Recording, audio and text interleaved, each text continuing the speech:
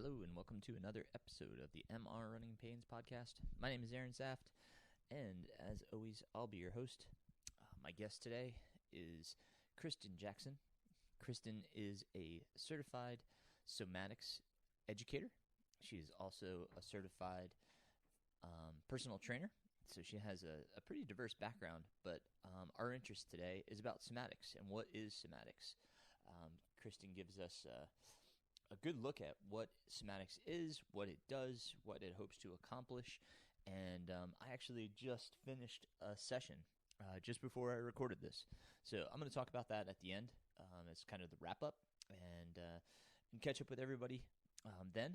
But I want to introduce you here to Kristin Jackson. Thank you for your time, man, and for sharing all of the information you do about somatics and for helping people in the way that you do. So here is Kristin Jackson. Hello, Kristin Jackson. How are you today? I'm great. Thanks for having me on, Aaron. Absolutely. Welcome to the Runningpains podcast. This topic, as I said in our introduction, is about somatics. So, Kristin, can you tell us a little bit about yourself and then what is somatics? Okay, so I'm Kristin Jackson, and I am a clinical somatic educator. I'm in the Asheville area now as of about a month ago. I was in Portland, Oregon. My website is thinksomatics.com. And I came to somatics after I was hit by a car while riding my bike, and had a traumatic brain injury and lots of soft tissue injuries, and I'm also a personal trainer and Pilates instructor. So I did all the normal modalities to try to get me out of pain. And the day after I was hit by a car, I couldn't turn my head to the right. So I went to the doctor, of course, and they did imaging, and they said, "Oh my God, you have terrible arthritis and developing stenosis in your neck." And I said, "Well, so that didn't happen in the last 36 hours. Why can I not turn my head?" And so they just said, "Well, do the normal modalities, massage, chiro, whatever." And some things kind of helped me a little bit, some didn't. And as a personal trainer, I was like, well, maybe I just need to, work out more or foam roll more or do something, stretch more. And so then I came across somatics, and that's how I got into being a somatic educator. So you asked me earlier, what is somatics? But somatics, there are lots of somatic modalities. So I kind of call those somatics with the lowercase s. But as a clinical somatic educator, that's the capital S somatics. So somatics is addressing how we function from the brain down to the body. So my neck issues and my soft tissue damage and injuries were being approached more as like a structural issue, but the trauma of being hit by the car had made the muscles contract around my neck, and they weren't letting go. So my brain was stuck in a trauma pattern of holding my neck very stiff. And no matter how much effort I put into trying to get it to change, it wasn't changing anything. So anyway, by learning about somatic education, I started learning how the motor cortex is sending messages to the muscles, and the sensory cortex is sending messages back up to the brain. But sometimes that feedback loop between the motor cortex and the sensory cortex is out of sync. And so by doing special movements of somatics, the capital S somatics, the movements are called Pandications, and we can get ourselves to start lengthening our muscles back to their natural resting length without force or stretching or trying to change them from the outside. We're doing it by sensing and letting the muscles release slowly so that sensory cortex develops more control of sensing what the true length is. Wow. Okay. Hope that makes sense. I always say people are always asking me, how do you explain somatics in 25 words or less? It's just, it's a little bit more, takes a little bit more than 25 words or less. Yes, that sounds that way. So, okay, you've got your neck injury. So can you kind of walk us through with what somatics did to help you retrain how to use those muscles and to, gain back mobility? Okay. So there are the work that I'm doing is the work of Thomas Hanna, Hanna. So it's Hanna, or clinical somatics. And what he was researching with neurophysiology is that we respond to stress with reflexes. I mean, we have lots of reflexes that our bodies do instantaneously, not under the control of the brain. So like when we're startled, we contract into the front of our bodies, right? The front of us tightens up, kind of go into that fetal position. When we are in a state of fight or flight, the back will arch and to get us to go forward and get out of harm's way. And then when we are injured or protecting ourselves, we bend and twist to the side. So at the moment of impact, when I got hit by a car, I actually saw the car coming at me. And I remember right before, like actually getting off the saddle of my seat of my bike and trying to go fast to get out of the way of the car. And so I was in that kind of green light pattern, but then I got side impacted. So the trauma of my body getting hit from one side and then flying down the street and landing on my other side made the left and right sides of my body contract. And my head, of course, got whipped around. So some of these muscles contracted to hold what my brain thought was hold my head onto my body. And the neck muscles were staying contracted and not releasing. So the movements of somatics are, you actually go more into the tension patterns so that your sensory cortex is like, oh, that's that tension that I'm really holding on to all the time. And then with a slow controlled release, you change that feedback loop between the motor cortex and the sensory cortex and what the muscles are actually doing. And neurophysiology, that in neurophysiology world, it's called the alpha gamma coactivation feedback loop. It's a process of what's going on in the muscles and what the brain and nervous system thinks is going on. Okay. Gotcha. Yeah. So they basically were looking at which muscles were still reactive from the accident, and then trying to retrain the brain to release the tension on those muscles. Yeah. And then the other thing in somatics is that we're not looking at just parts of the body. So, body work, surgery, things like that are looking at the place of pain. So even though the tension in my neck was kind of like the red flag of, ow, this is where I hurt. I couldn't walk very well. My feet were in a lot of pain. I had so much tension running up and down the left side of my body as well from that impact of being hit one way and then land on the street on the other side. So I didn't have the natural contralateral movement of walking and running in my body anymore. And that was affecting how my neck felt. So we don't just work with one part of the body. We work with the whole body. So those reflex patterns that I just explained, the red light, startle, green light, fight or flight, or the trauma pattern where we bend and twist to the side.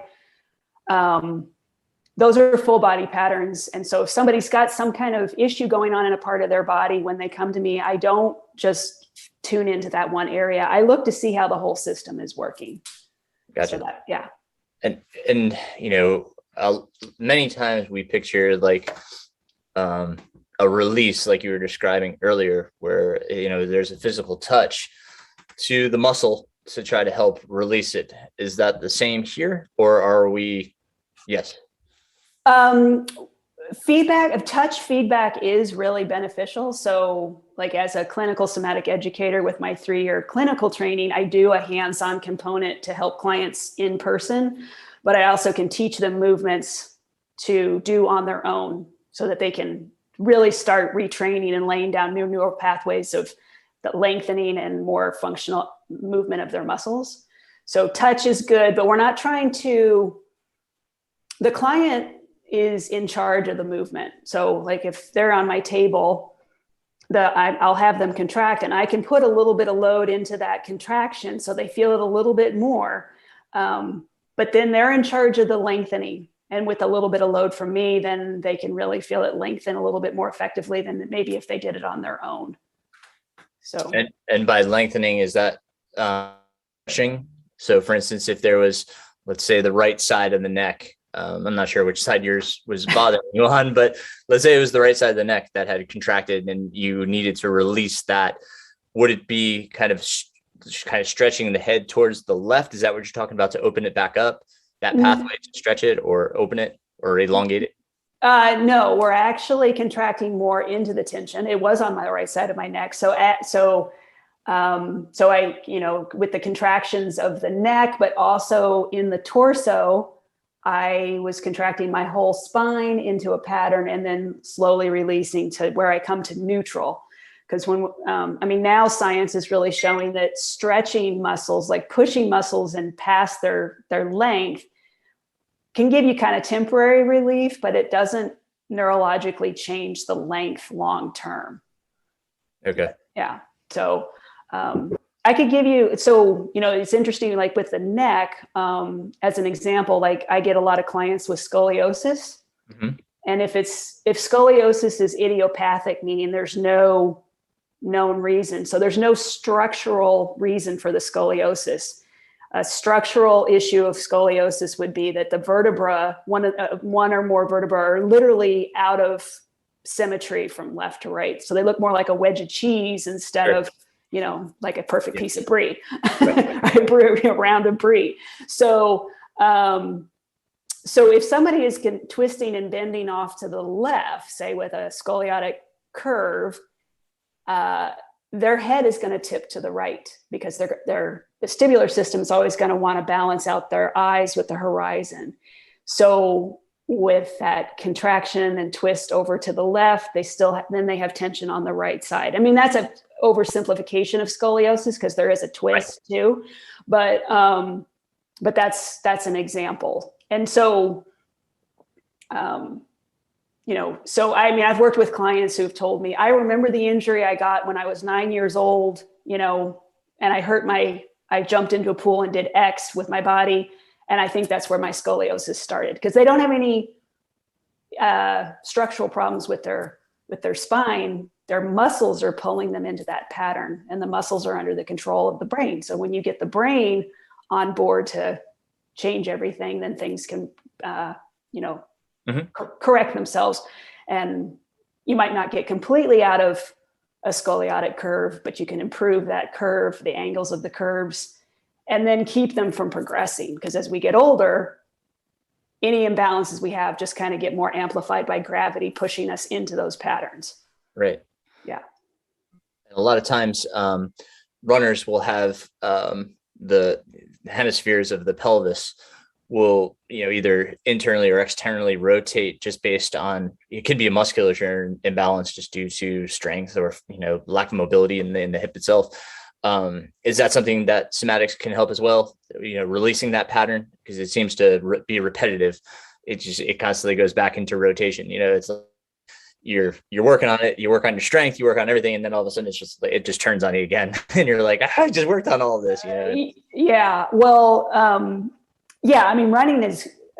somatics is great for runners. It's great for all bodies that want to remain, moving freely and from the center. So that's one of the things we say in somatics is running from working and moving from our centers.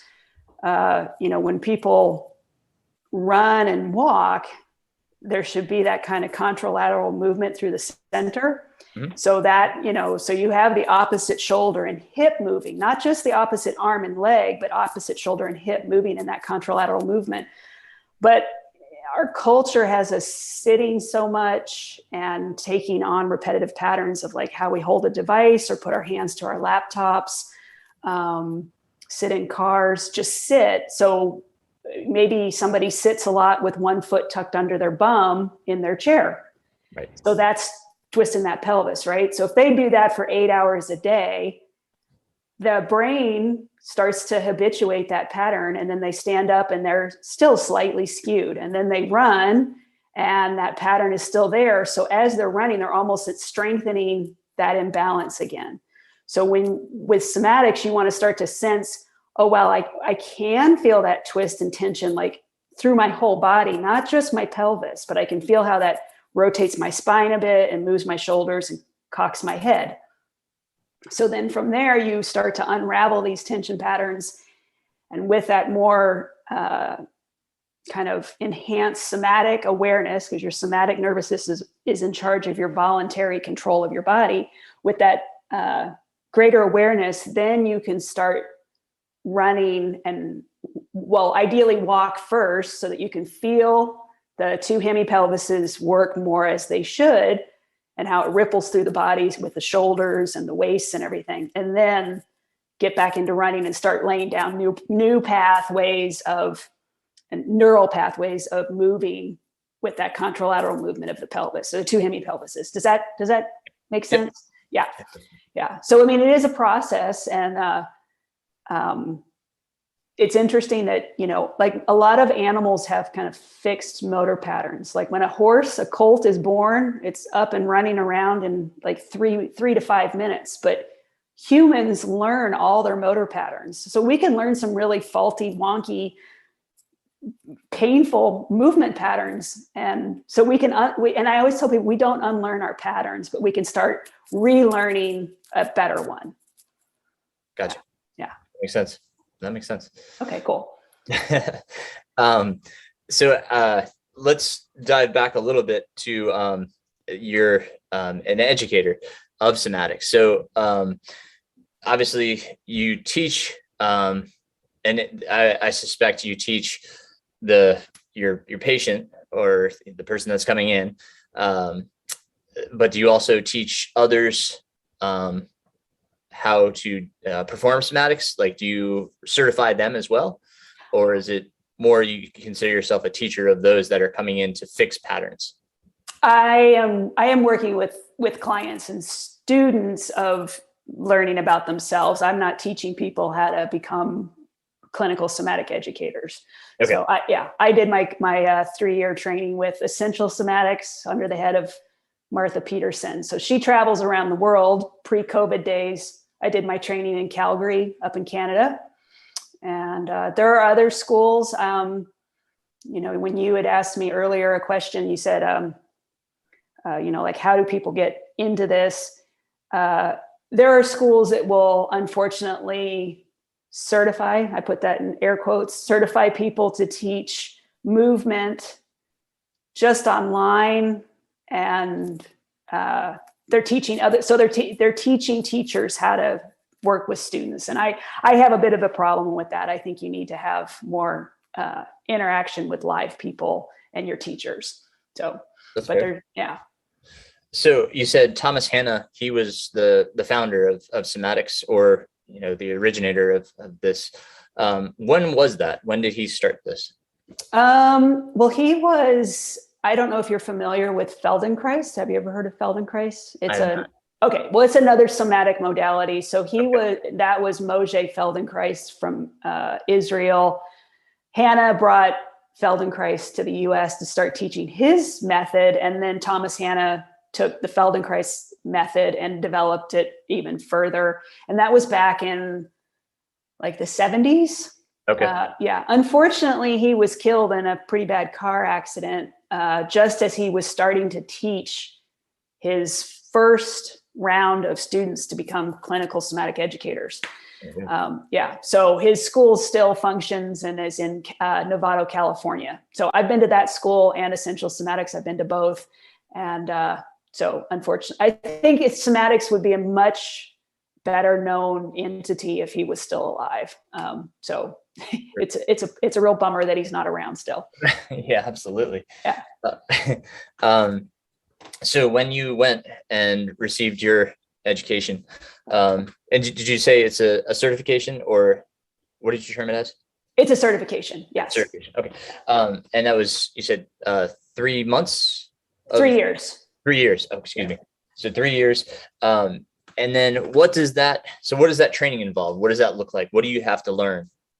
First, we start with teaching the movements to our clients so they have their self-care program. Okay. And then there are some main protocols, like how we do the hands-on work. So we are learning how to address the red light startle reflex, the tension of the front of the body.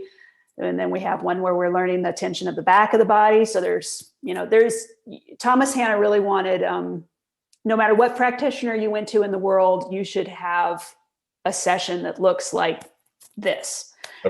Okay. So we addressed the startle reflex, that fight or flight reflex, and then the trauma reflex, which I'm talking about physical trauma, not emotional, psychological trauma, even though sometimes people do get a lot of benefit from doing Hanna or clinical somatics for mental and emotional issues as well. So that 3-year training is split up into modules of learning those things and practicing. And we do public clinics where we bring in, our little guinea pig students to practice on and be observed by our teachers. And then we have other modules that are getting into a little bit more nitty gritties of, like our upper extremities, lower extremities, neck, jaw, skull, stuff like that. Okay.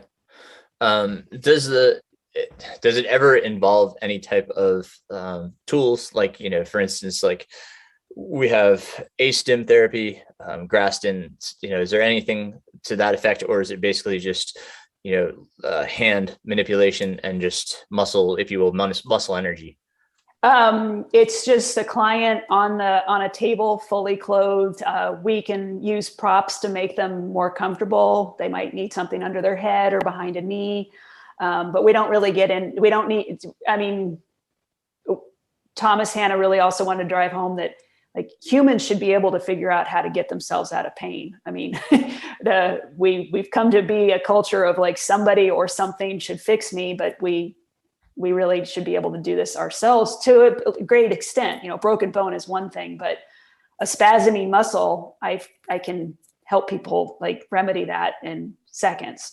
So so we're not using any gadgets or doohickeys. That's fair. As you look up somatics, it's often referred to as somatic practice. I'm sure people can ascertain why, but if you want to just explain, what is it referencing when we say somatic practice? That was a good question. I think that word practice, people will say, I have like a yoga practice, I have a Tai Chi practice, and those are other somatic modalities. So somatics is like you're never done with it. We can be students of ourselves for our entire lifetime. I mean, some people will take a yoga class and think that they've gotten to the end of it. Like, oh, I took yoga for 3 months and now I know it all. Well, we never stop. We can never stop learning about ourselves. We can think we're done, but we're not. So I think if we practice, when you're doing somatics, like the first time people do it, sometimes they're like, I don't know what I feel. Like I'm so disconnected from myself. And then through practice, they start developing a better connection between their brain and their body. So I hope that makes sense. But yeah, I mean, yeah. So when people start doing like, these basic movements that I can give people to go home and practice, they very often come back in or call me, email me and tell me they've, like, oh my God, I didn't realize I was doing these things with my body, but now I do, because they continue to explore and experience themselves. And so, you've referenced that, like they come in and it's basically on a table. If we were to say, we would like you to be more self-aware when you're running, is there a way that you can do that as well, and provide cues that they should be looking for while running? Well, runners love to run, right? And they will do it no matter what, practically. I mean, unless you chop off their foot, they're like, no, I'm fine. It's just a flesh wound. Yes. They just keep going. So like back in Portland, I watched this woman who went from being a runner, like I'd see her in my local park and she was running. And then every week you could tell it was painful. Like she'd start to run and her running periods just kept getting shorter and shorter. And then she would walk and hobble. So she was continuing to like push and force against whatever pattern it was she had. And she wasn't aware of it. She just knew it didn't feel good. She felt like, I was going to swear, but maybe I shouldn't. But, so when you're running, how do you feel? Can you feel your center moving? Can you feel the rotation through your waist and your ribs and your hips? Do you notice, like, do you hit the ground harder with one side of your body, or does your foot roll differently on left or right? Bringing awareness to it, not trying to fix it, but just be aware. And then through, the somatic movements, you can start finding that those imbalances start to kind of melt away. And, but I mean, like I said, our culture is really more about force and push it through and work hard. Somatics is really about don't work harder, work softer. Because when you go softer, and you'll become smarter about what you're doing with your body. And that can be a scary thing for some people to do, but you'll have more power when you're more aware of how your body works. One of the examples that I try to give people, runners in particular, is like, we just had the Olympics, right? So when you see a sprinter running, she runs with her whole body, right? Like she's, chest up, and the running is different depending on what kind of run they're engaged in, right? Absolutely. But there should still be that movement through the center of the body with running or walking, swimming. But when you see like a marathoner towards the end of, like, it's just at the beginning of mile 26, and they're just kind of like hunched over, and they look like they're at their desk instead of like almost at the finish line. So they're shortening to their front, and that's how they run a large period of their time. They can be starting to close up in their fronts. Can they feel that? And that's going to make running harder. So it's not to say, oh, you need to run across the finish line looking like a sprinter, but whatever way you train, the more you do it, the better you get at it, whether it's a good pattern or a bad one. And like I said, we sit so much that I see a lot of runners and walkers, they almost look like they're running with a chair stuck to their butt. They're their butt's tucked under, and they're not really getting that full power through the back of the extension in the back of the body working. So if you free up the front into those hip flexors, tight abs, we don't need tight abs. We just need abs to engage when we need them to, so not that we want to run with our belly sticking out, but there needs to be some movement through our center. So if we're tight and rigid through the center, everything is going to be harder. Right. So if we pick up these cues when we're out running, we're noticing, like you said, that, we're not getting, like, the left shoulder, let's say, is not, rotating in. So we're not getting that movement that you're talking about. Is that, something that they would bring into you, and then you could help provide some movement, or, like, let's work on this, and you work on, when you're running, we're going to work on doing this, or, work on this during that session? Yeah. If I see someone come in and they're more internally rotated on one side of their shoulder, I'm going to try to connect that to the center. Like, visually, what do I see? But physically, can they feel what they're doing? Like, we see our postures when we see it in a photo or a mirror. And then what do? We usually we pull on it, right? We're like, I have to get it back where it belongs, but it's going to go right back into its pattern, because that's what the brain is really good at. So by doing the somatic movements, and if a client's with me, I will give them some tactile feedback to feel that tension a little bit more. And then with a very slow, controlled release and breathing and just settling back to neutral, not trying to force in the other direction. It's kind of like, I had a great massage therapy friend, and she describes the work that she does as a craniosacral therapist. If you have a tangled up fine gold chain necklace, you can yank on it until the cows come home, but you're never going to get it to lengthen out, right? So somatics is almost like that gold chain. You go into the tension, you go into the knots and the tangles, and then notice it, feel it, and then ease out of it. And you don't have to go way, way, way out, like try to stretch that chain once you've released it. You just find neutral. So somatics is trying to help our bodies, plus our emotional and mental health too, come to a state of homeostasis, because every dysfunction problem that we have, whether it's like diabetes or heart disease or pain, it's the nervous system out of whack. It's out of balance somehow. Gotcha. And I mean, most health issues these days are due to stress, and they're disorders, dysfunctions of the nervous system.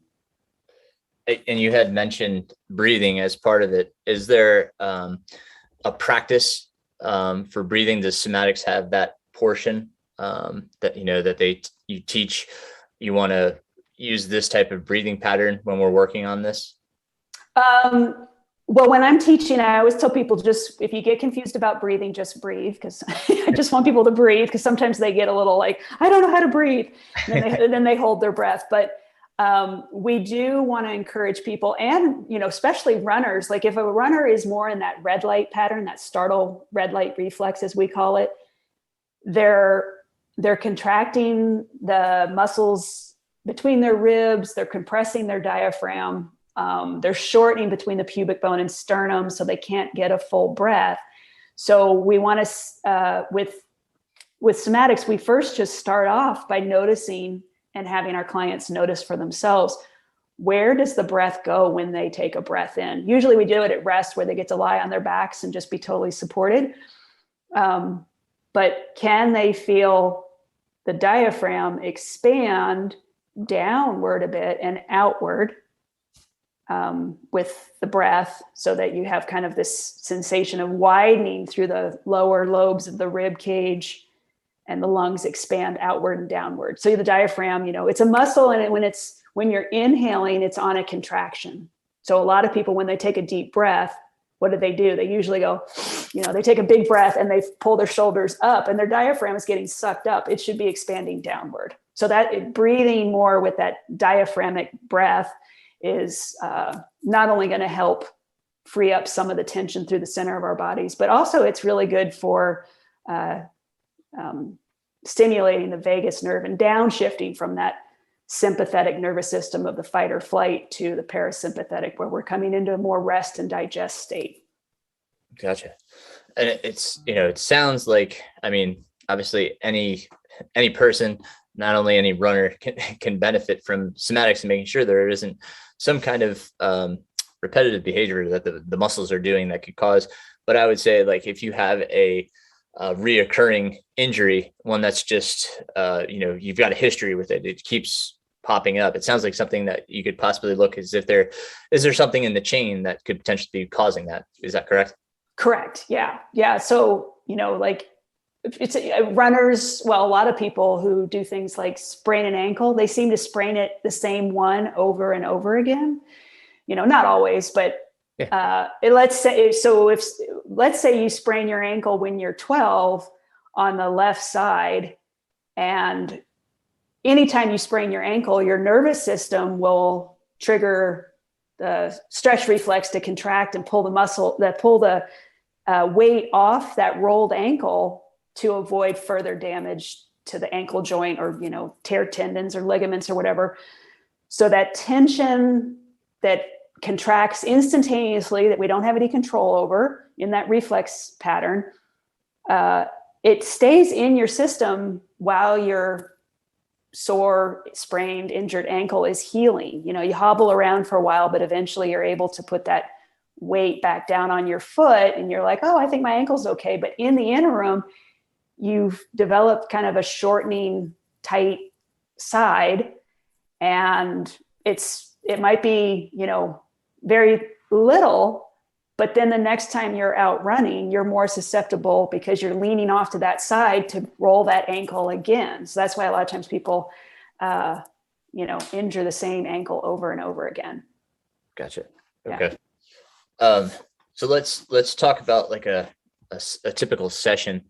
If we'll go back to the shoulder. Let's say that, the shoulder's kind of internally rotated and you've kind of got this closure on the left side. What would a session look like if a person's coming in with that? Like, would you work, obviously, well, I'll let you explain. Okay. Okay. So generally we try to start with addressing the front or the back of the body, the whole thing, not just the shoulder, because an inward rotated shoulder probably has a drawn up opposite hip. Maybe quite often there's a diagonal tension pattern. So that pattern would be part of what we would think of as needing the protocol for the trauma pattern, the bend and twist. Yep. And then, so the client, is going to go through the session. They're going to participate. I'm going to have them contract into certain patterns so they can feel the tension a little bit more than maybe that they're always doing. So when they're doing a pattern that they're not aware of, we call that sensory motor amnesia. So we're trying to wake the brain up out of its amnesia of what's going on with the body. So we'll do a hands-on session to address that shoulder. I'm actually going to address the tension that's in the front of the shoulder, underneath the shoulder, above the shoulder, and on the back of the shoulder. But it's going to be done with the whole body going into certain patterns. Like maybe they're going to bend their body to the side. So I'm going to have them feel the tension that goes into their waist, all the way down to their hip and down into the iliotibial band. So it's never just going to be one part of the body. But we don't try to, we cannot do a hands-on session and incorporate everything, like the red light, the green light, and the trauma pattern all at once. The brain would just be like, oh my God, that's way too much to handle today. So and then we give them movements to reinforce what they've developed, what they've discovered and sensed on the table to go home and practice. Okay. Let me take a sidestep for a moment, if you will. Our feet obviously are integral. They give us so much feedback. We've got the proprioception of our feet. When obviously we have, if you're familiar with Hoka's, they're the maximum cushion shoe, extremely thick. If we lose that proprioception and we start losing the feel of the foot, is that something that you work on as well? Especially if they want to continue to wear, that style of shoe, which I'm not saying there's anything wrong with, wearing that shoe, but losing that feeling, that proprioception, maybe even, some of the function of the foot. Is that something you take a look at as well? Well, one of the things that a lot of clients will say when they get off the table after a session is like, "Oh my!" And they don't have their shoes on, so they're walking around my studio and they're like, "Wow, my feet feel so different. You didn't touch my feet, though." It's like, "No, I didn't touch your feet," but their feet start to function the way they're intended because it is integral, right? It's integrated into the whole system. Right. So, we don't come out of the womb having arch supports. Like we develop our feet with exploration of playing with our toes and figuring out how to crawl and walk. So, sometimes people get rid of all these things that they think they need for their feet. And I am a perfect example. Before I started doing somatics, and probably goes back before I was hit by the car, I was in extreme pain in my feet. Like to tears every day because I love to walk and run. And so I started practicing somatics, and a lot of my pain was unraveling through my hips and definitely through my neck. And then I had a hands-on session. And by the end of that week, my feet and my Achilles tendons on both feet were totally fine. And then I went from having that, cushy shoe world to going into, minimalist shoes and just walking barefoot. Like I hate to have anything that puts squish between me and the ground. So, but but a lot of people are, they hear that the minimalist approach is good for them, but I think it's better to address what the body's doing before you just try to fix your feet. Because your feet, I did all that stuff. I foam rolled, I did correct toes. And while they might feel kind of good, they did not help my feet. They didn't get better because it wasn't getting rid of the tension that I had in my torso. Mm-hmm. Yeah, absolutely. Gotcha. Very good. Thank you. So you spoke about using yoga as a somatic practice earlier. And that is to what extent would you say that would be something that you would say, this is going to be, a good addition to your therapy? Like, how often do you say, hey, I would use, maybe these poses? Do you do that at all?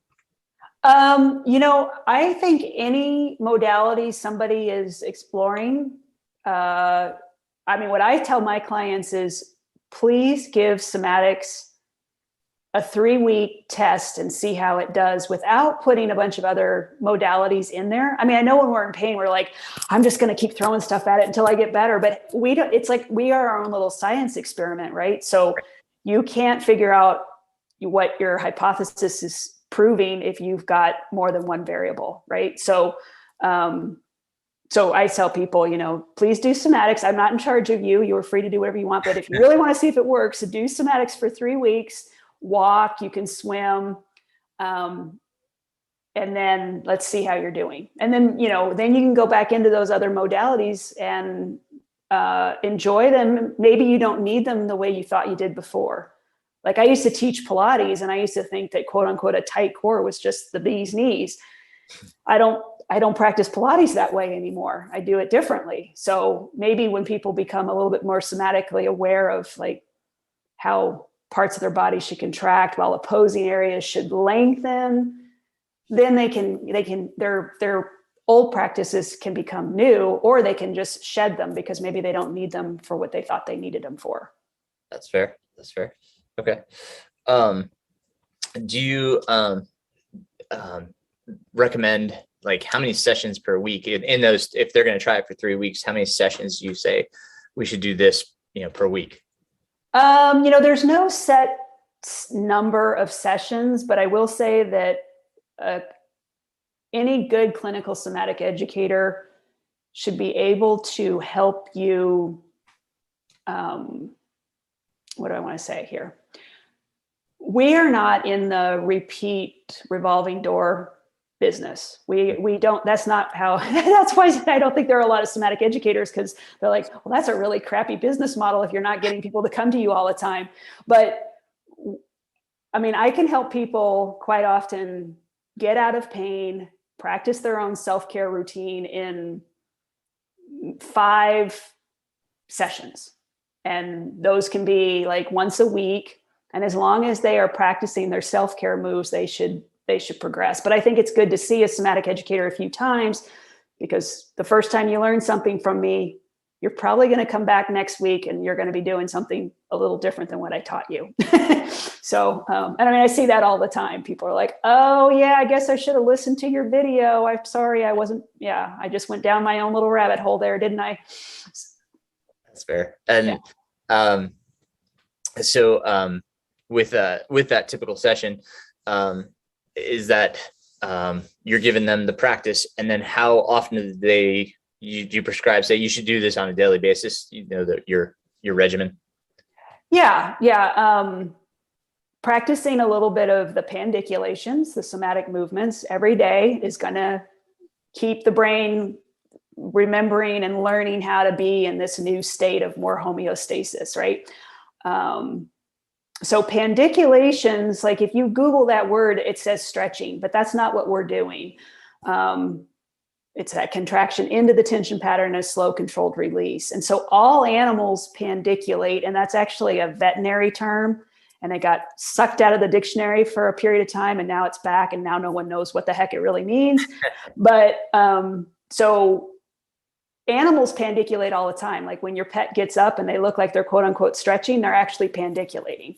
So they just do it. They don't have a schedule like, oh yeah, Kristin told me I'm supposed to pandiculate today. So they just do it. We have, voluntary control of our bodies and free will theoretically. So we can decide if we want to do it. And so I tell people, you can do these movements that I'm teaching you on your bed, in a chair, while you're standing at the grocery store, and you don't need to get down on the floor and do a full hour. It's great if you can, but if you say, oh, I don't have the time today, do 5 minutes, do a little bit in the shower, just a little bit of pandiculating, so that you just kind of settle and reset a little bit. Okay. Right on. And, often as runners, it's, well, if once is good for me, then, 5 times should be even better. Is that something that you try to limit or encourage? Well, I would say 2 or 3 repetitions of a somatic movement that I give you is going to give you, done slowly and with awareness, kind of with intention and attention, is going to give you a lot more bang for the buck than like 3 sets of 20. It's not physical therapy. Because like as a personal trainer, like you can work out and watch TV. You cannot do somatics and watch TV because your brain is someplace else when you're doing that. So it needs to be, the attention needs to be on the pandiculation. Correct. So one of the things I'd really like people to understand about somatics when I talk about full body instead of just parts. So forward head posture, like a lot of people are like, oh my God, my posture really sucks. I need to do something about this forward head posture. But if you sit and just take your head forward, you'll notice that like as your head goes forward, you can feel a little bit of a closing up in your chest and your belly a bit, right? Can you feel that? I do. Okay. So, PT and stretching will be like, okay, we're going to put your fingers on your chin and push it back and try to address just from like the collarbones up. With somatics, we want to put you into that full body pattern of the tension in your belly and your chest, which is also making the back of your neck tighten.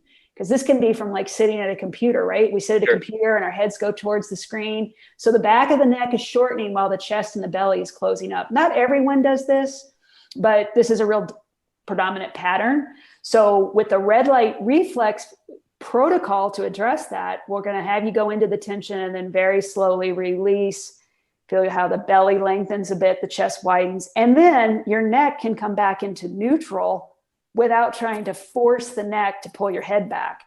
So it's a slow, controlled thing. And then like, as I'm watching you, what I see a lot of people do is they'll go into that tension pattern and then they instantly pull out of it.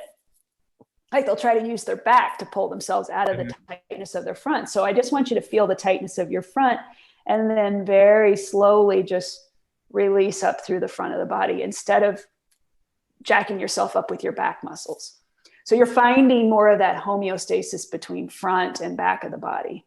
Does that kind of make sense? Can you feel that? Because you're practicing it. I was doing it while you were saying it. Yes. Yeah. I could tell that it's, even when you told me the second time, no, focus on just kind of lifting rather than just pulling the shoulders back. I can tell the difference when you gave me that cue. Yep. Yeah. So then your nervous system starts to recognize like, oh, this is what neutral feels like, as opposed to, oh, I don't like that tight, slouchy pattern that I usually have. I'm just going to pull against it because you're not getting rid of your tension in the front. And just as a little side note, like I worked with a woman who was diagnosed with a torn meniscus. Now, I don't know if she had imaging or they had just assessed it that way. She didn't want to have knee surgery. She came to me and she had told me that in the past she had a really tight low back. And I said, well, what did you do for it? I did a lot of core work. I got really strong in my abs. So she had tension in her back and all they did was tell her to fight the tension of her back by, tightening up her abs. So then she had this very tight midsection, the part of the body that should be part of the rotation. And so and she had a little bit of the trauma reflex over on her left, and it was her left knee that bothered her, I think. I can't remember for sure. But anyway, she had such a rigid center that there was little rotation. She just kind of walked around like a little, robot. And so the joint that was taking most of the brunt and rotation was her knee. Like her knee was trying to get her to trying to be a part of her walking. And the knee's really not supposed to rotate, right? It's supposed to go. Right. Yeah. So anyway, I did a session with her and I did the protocol for the startle reflex. And after that, she got off the table and she's like, my knee doesn't hurt anymore. Like, you didn't touch my knee. And I said, I didn't have to touch your knee. That's not where your problem was. So anyway, again, I'm just driving home the point that where your pain lies is a message that something is not functioning well, but that's not necessarily where the problem lies. So we want to address the whole body. Because and I mean, it just leads me into other side notes, but like I've worked with women who have come to me for pain in certain parts of their body and men as well. And then they tell me that their pelvic floor dysfunction, like incontinence, has gone away. And they don't tell me that part, that's an issue for them because they don't think somatics is going to address it.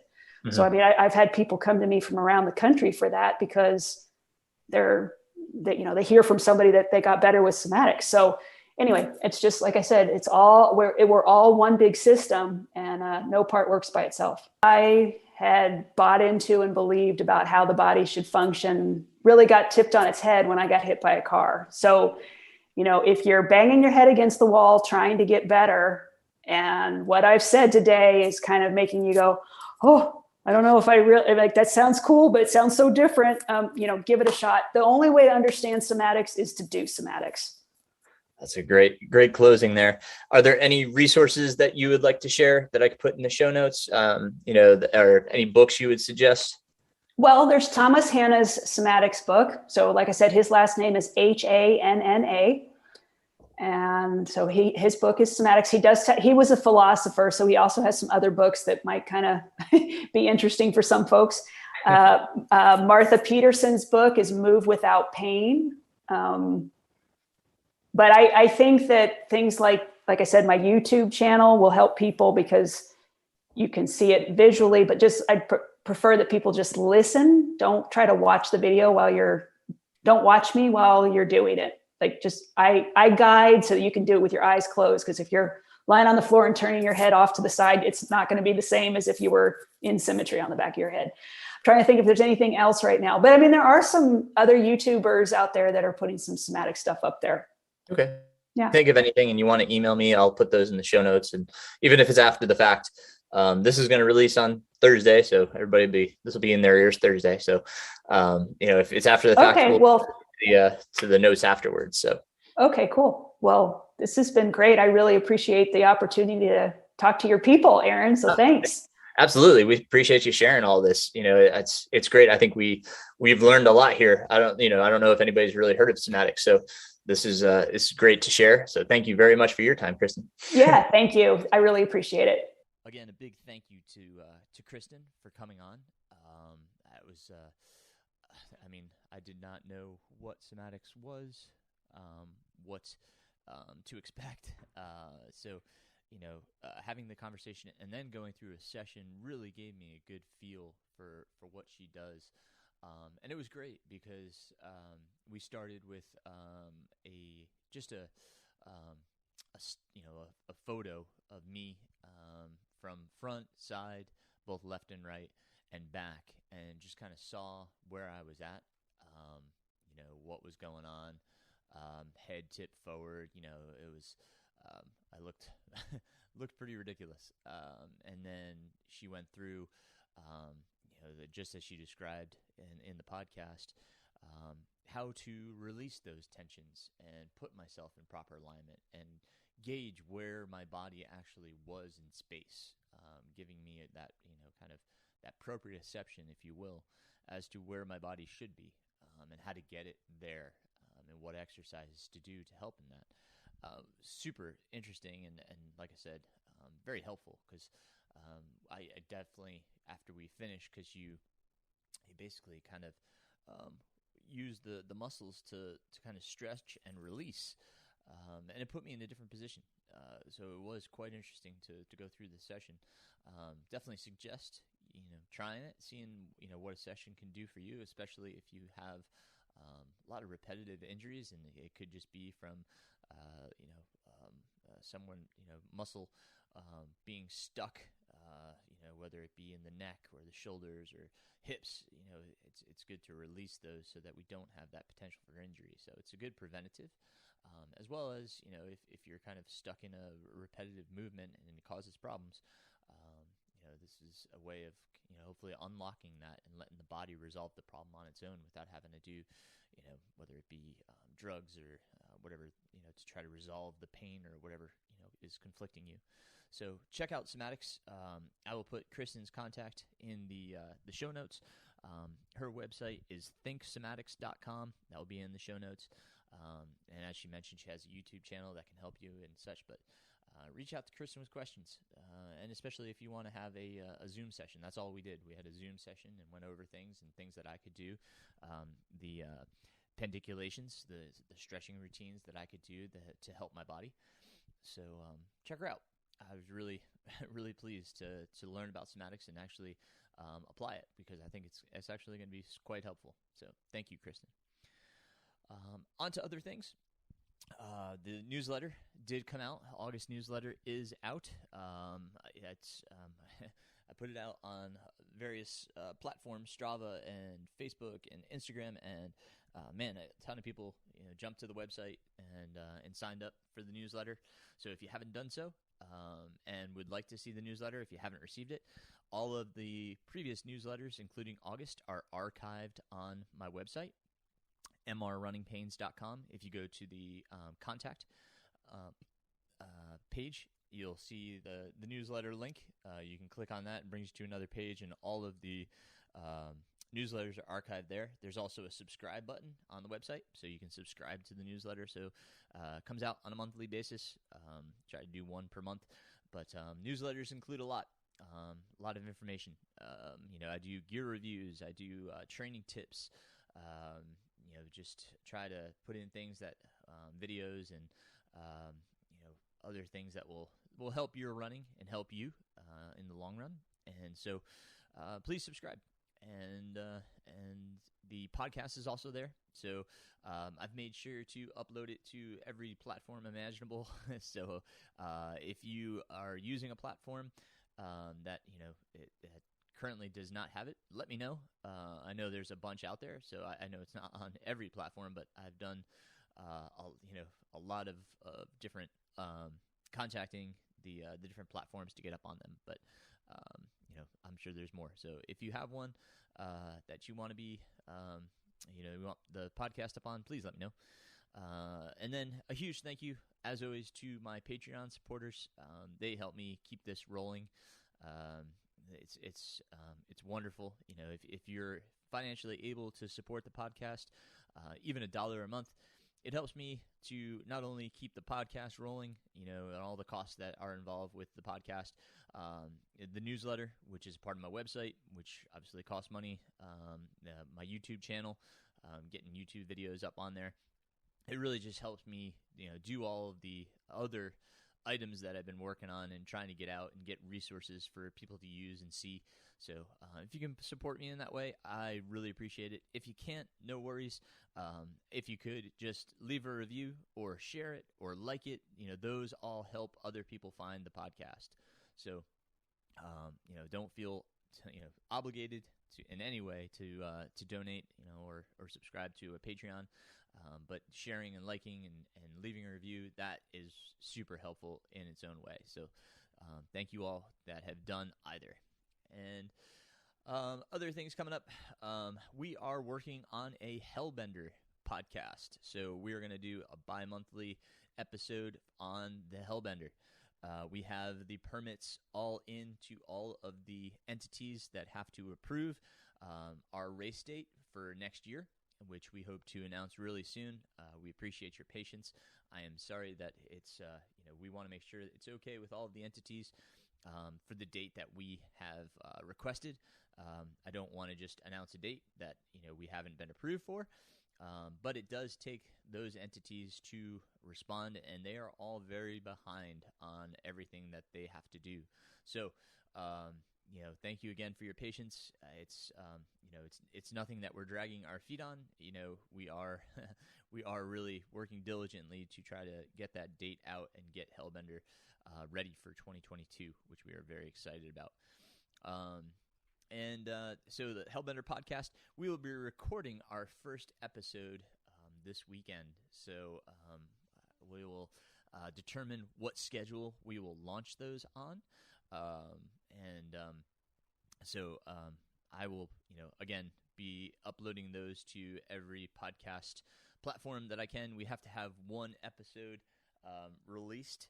So I have to get that released before I can start uploading it to listening platforms. But it will be on Podbean, the same website that I host the MR Runningpains podcast from. So if you're looking to get a hold of that first episode, go to podbean.com and you will search the Hellbender 100 podcast.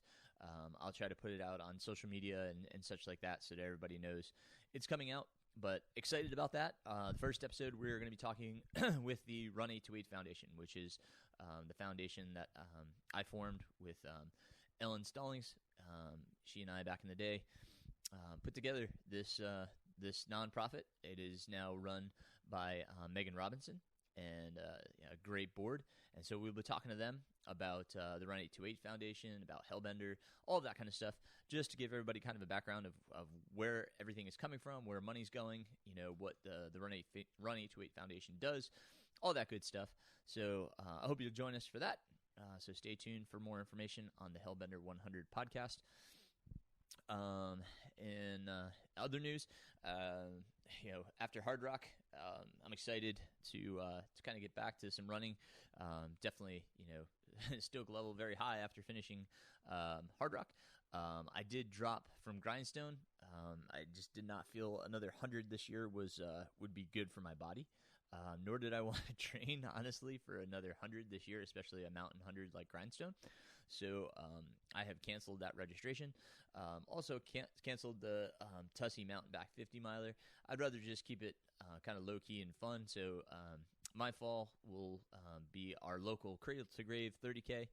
It's over in Pisgah Forest. They have just sold out, which is tremendous.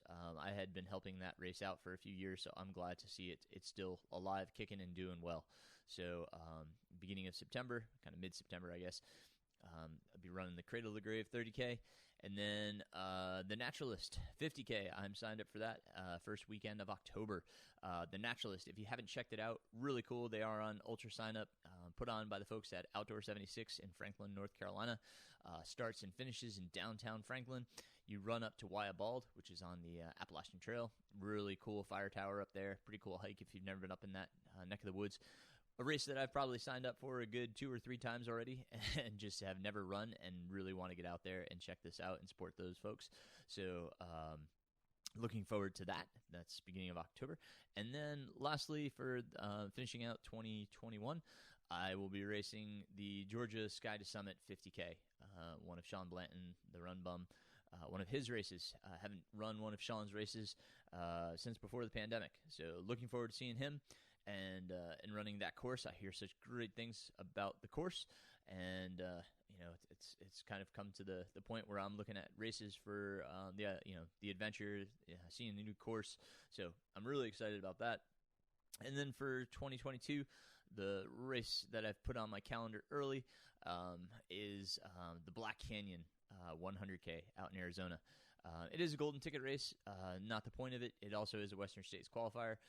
But again, I'm looking for the experience. I've been wanting to race out in Arizona for some time now, so really looking forward to that. It would be either a qualifier or, God willing, I get into Western States this year in the lottery. It would be a good precursor, pre-warm-up, pre-race for Western States. So look at it as a really good opportunity. So this fall, just kind of rebuilding. Again, Black Canyons, I believe, is in February, so be going out there, racing that, and then from there, it all really depends on the lottery for Western States as to what goes on from there. But super stoked. Been working with Patrick Regan. We're on the same page, looking at just kind of a fun fall, rebuilding, and just kind of enjoying my training right now. You can follow me on Strava, Aaron Saft, MR Runningpains, if you want to follow me there. Ask questions, talk about training. Coaching, I am getting swamped. Holy cow. So many folks have reached out. Looks like we've got a big fall plan for a lot of people. So I am super booked right now with coaching. Doesn't mean you can't reach out, especially if you're looking, beyond, if you're looking for, 2022 or a long-term goal. Really love to have that conversation with you. You can reach out to me. My contact is on the website or runningpains@gmail.com, as well as connecting with me on social media. Again, you can contact me through Strava, the MR Running Pains Coaching Facebook page, and Instagram, MR Running Pains, any of those ways. My YouTube channel is Aaron Saft. So they're all in the show notes. If you want to connect with me, please do. Just earned my USATF level 1 certification, which allows me to go on and take some more specific courses. Really excited about that. I am coaching cross country, which has been really fun with the young kids. I'm at the middle school level and just really enjoying their energy.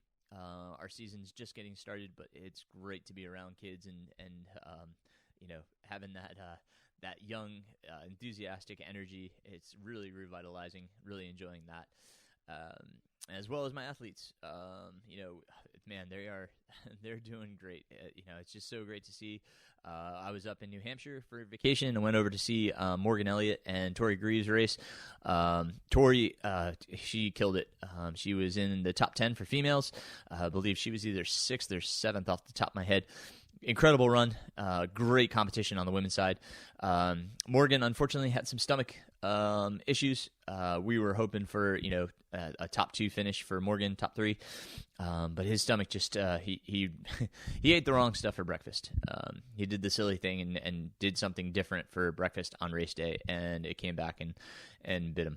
So unfortunately, didn't have the race he wanted. He still plays top 10. Which is awesome. I believe he was 8th male, but we know he could have more, and he's prepping for the Run Rabbit 100, which I think he's going to do just fine, just great. He's got the endurance, he's got the strength. Really looking forward to seeing what he can do out there. So, really fun to share that experience with those guys. Be up there at Ragged. At times I definitely wish I was on the line and racing. At other times I was like, nope, I'm happy that I'm just watching. But to all those that finished the Ragged Mountain USATF 50K National Championships, congratulations. It was quite the day. Heated up, got pretty hot. Sun was definitely out and about and and making it warm. So challenging day, beautiful course. So if you have the chance in the future, check out the Ragged Mountain 50K. It's also a 3-day stage race, Friday, Saturday, Sunday, for 75 miles. Really cool race. They're on Ultra Sign Up as well. So Ragged Mountain. Put all that stuff in the show notes. But once again, want to thank you guys for listening, for being a part of this, for taking the time to listen. I thank you for all of that, and can't wait to talk to you guys next week. On the show will be Martin Thorne. Martin is in his mid-50s and still killing it. He just finished second at the steepest 50K in Charlotte. It was broiling temperatures, but he still just ripped it. Martin is just a great guy. We're gonna have a really good conversation. I think we'll probably get into a lot of coaching and how we've made the coaching relationship work, because our dynamic is a bit different in how we go about things. We are very open and communicative, and definitely try new things and let Martin have a little bit more creative control over his training. So we're going to talk about that, as well as things we're working on in order to help improve him and keep him healthy, because he was getting a repetitive hamstring injury. So lots of things to talk about. Really can't wait for that episode. And so tune in next time. Until then, keep running, my friends.